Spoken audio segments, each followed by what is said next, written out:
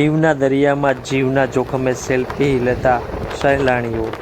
દીવના જલંધર બીચ નજીકના ઊંચા ખડકના કિનારે સેલ્ફી લેતા સહેલાણીઓ। દરિયામાં ભારે કરંટ હોવાથી દીવ જિલ્લા કલેક્ટર દ્વારા આગામી 29 ઓગસ્ટ સુધી દરિયો ન ખેડવા આપવામાં આવી છે સૂચના। છતાં પણ સાતમ આઠમના તહેવારમાં આવતા સહેલાણીઓ સેલ્ફી લઈ જીવ જોખમમાં મૂકી રહ્યા